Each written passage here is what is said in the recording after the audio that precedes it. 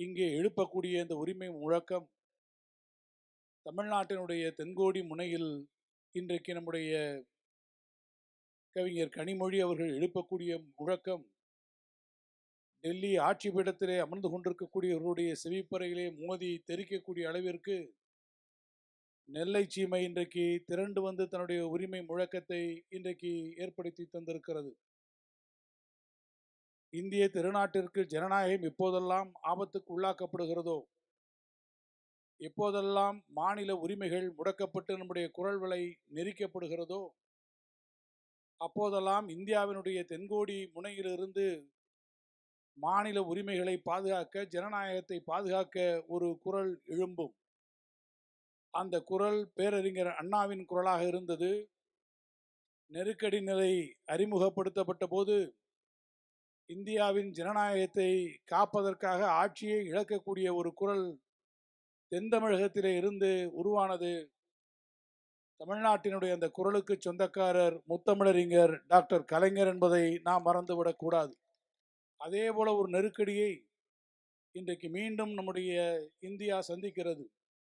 ஒரே நாடு, ஒரே மதம், ஒரே உடை, ஒரே உணவு, ஒரே தேர்தல், ஒரே அதிபர் என்று ஒரு பன்முகத்தன்மை இருக்கக்கூடிய இந்த நாட்டில் ஒற்றை தலைமையை நோக்கி இந்த நாட்டை அழைத்து செல்லக்கூடிய ஒரு மாபெரும் சதித்திட்டம் இன்றைக்கு அரங்கேறி கொண்டிருக்கிறது. 2 நாட்கள் நடைபெற்றிருக்கக்கூடிய சட்டப்பேரவை கூட்டத்தொடரில் மிக முக்கியமாக நம்முடைய மாண்புமிகு முதலமைச்சர் அண்ணன் தளபதி அவர்கள் ஒரு முக்கியமான தீர்மானத்தை கொண்டு வந்தார். ஒரே நாடு ஒரே தேர்தல் என்று சொன்னால் அதை எதிர்க்கக்கூடிய மாநிலங்களிலே முதன்மை மாநிலமாக இருக்கக்கூடியது தமிழ்நாடாகத்தான் இருக்கும் என்கின்ற தீர்மானத்தை நாம் முன்மொழிந்திருக்கிறோம். காரணம், எத்தனை மாநிலங்களிலே எத்தனை முறை தேர்தல் நடத்தப் போகிறீர்கள்? யாரை திருப்திப்படுத்துவதற்காக இந்த தேர்தலை நடத்தப் போகிறீர்கள்? அல்லது எதை நோக்கி நீங்கள் செல்வதற்காக இந்த திட்டத்தை நீங்கள் கொண்டு வருகிறீர்கள் என்பதையெல்லாம் புரிந்து கொண்டிருக்கக்கூடிய காரணத்தினால்தான் இந்தியாவிலே வேறு எந்த மாநிலமும் இந்த தீர்மானத்தை கொண்டு வருவதற்கு முன்பாக சட்டப்பேரவையை கூட்டி இந்த தீர்மானத்தை கொண்டு வந்த ஒரே தலைவர் நம்முடைய முதலமைச்சர் தளபதி ஸ்டாலின் அவர்கள். காரணம் என்ன? இந்தியாவை மீட்க வேண்டும். ஏன் மீட்க வேண்டும்? நம்முடைய உரிமைகள் இன்றைக்கு பறிபோய் கொண்டிருக்கக்கூடியது. என்னென்ன உரிமைகள் பறிபோய் இருக்கிறது? நிதி உரிமைகளை நாம் இழந்திருக்கிறோம். ஜிஎஸ்டி வந்தது, நான் நிதியமைச்சர். இன்னும் ஓரிரு நாட்களிலே தமிழ்நாட்டினுடைய சட்டப்பேரவையில் நிதிநிலை அறிக்கையை நான் நம்முடைய மாண்புமிகு முதலமைச்சருடைய கட்டளைப்படி நான் அங்கே சமர்ப்பிக்க இருக்கிறேன். நிதியமைச்சராக நாம் இன்றைக்கு நிதியமைச்சராக நாம் பட்ஜெட் கொடுத்தால் அதற்கான நிதிநிலை எப்படி இருக்கிறது? வரி விதிக்கக்கூடிய அதிகாரம் நம்மிடத்தில் இருக்கிறதா? ஒரு காலத்தில் ஒரு பொருளுக்கு நாம் வரி விதிக்க முடியும். இந்த பொருளுக்கு இவ்வளவு ரூபாய் நாம் வரி விதிக்கிறோம் என்ற உரிமையை மாநிலங்கள் பெற்றிருந்தது. புண்ணியவாளன்கள் ஜிஎஸ்டி கொண்டு வந்தார்கள். இன்றைக்கு நம்மிடத்திலே இந்த உரிமை இல்லை. அந்த உரிமையை நாம் விட்டு கொடுத்திருப்பதன் மூலமாக நாம் இன்றைக்கு பெற்றிருக்கக்கூடிய இழப்பு என்பது எவ்வளவு பெரிய இழப்பு!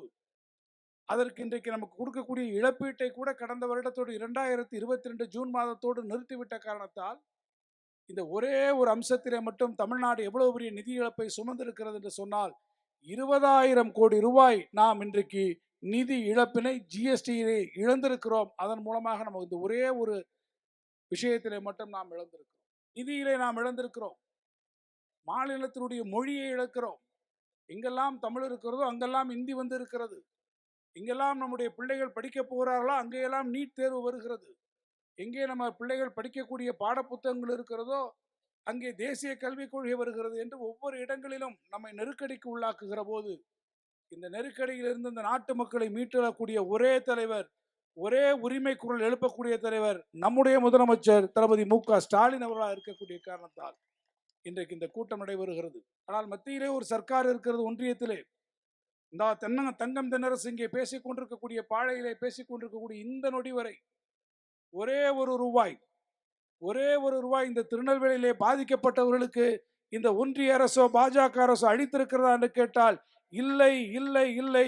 உங்களை பழிவாங்கக்கூடிய, வஞ்சிக்கக்கூடிய ஒரு அரசு இன்றைக்கு ஒன்றியத்தில் இருக்கிறது. வருவார்கள் உங்களிடத்திலே, இன்னும் ஒரு மாதத்திலே உங்களிடத்திலே வருவார்கள், ஓட்டு கேட்டு வருவார்கள். கேளுங்கள், எங்கே போயிருந்தீர்கள்? நாங்கள் வெள்ளத்திலே சிக்கி இருந்தோமே, மாநில அரசு ஓடி வந்ததே, முதலமைச்சர் ஓடி வந்தாரே, மத்திய அமைச்சர்கள் வந்து பார்த்துவிட்டு சென்றீர்களே ஒழிய ஒரு நயா பைசா காசு இன்றைக்கு வரை தந்திருக்கிறீர்களா? 6,000 ரூபாய் வழங்கிய ஒரே முதலமைச்சர் நம்முடைய முதலமைச்சர். சேதமடைந்த பகுதிகளுக்கு 1000 ரூபாய் வழங்கிய முதலமைச்சர் தளபதி அவர்கள்.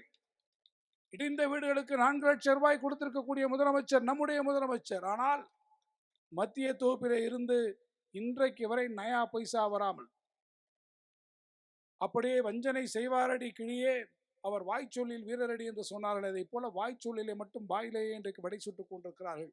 உங்களிடத்திலே வாக்குகள் கேட்டு வருவார்கள், மறந்து விடாமல் கேளுங்கள். திருநெல்வேலி மக்களே, பாளை பகுதி மக்களே, நாங்கள் பாதிக்கப்பட்டிருக்கிற போது உதவிய கரங்கள் யாருடைய கரங்கள்? ஓடி வந்த கால்கள் யாருடைய கரங்கள்? எங்கள் கண்ணீரை துடைத்த கரங்கள் யாருடைய கரங்கள்? தளபதி மு.க. ஸ்டாலின் என்கின்ற அந்த கரங்கள் தான் எங்களுக்கு உதவிக்கு வந்தன. அந்த கரங்களும் அவருடைய உணர்வும் தான் இன்றைக்கு இந்த உரிமை குரலை எழுப்பி இருக்கிறது. இந்த உரிமை குரல் தொடரட்டும். பாசிச ஆட்சியை வீழ்த்தட்டும். தமிழ்நாடு நம்முடைய தளபதியினுடைய திராவிட மாடல் ஆட்சியில் இன்றும் பெருமையோடு வீடு நடை போடட்டும் என்று கேட்டு விடைபெறுகிறேன். நன்றி. பாதகம் செய்பவரை கண்டால் நாம் பயங்கொள்ளலாகாது பாப்பா. மோதி மிதித்து விடு பாப்பா, அவர் முகத்தில் உமிழ்ந்து விடு பாப்பா. அண்மை செய்திகளை உடனுக்குடன் தெரிந்து கொள்ள இணைந்திருங்கள் இயம்நாடு தொலைக்காட்சியுடன்.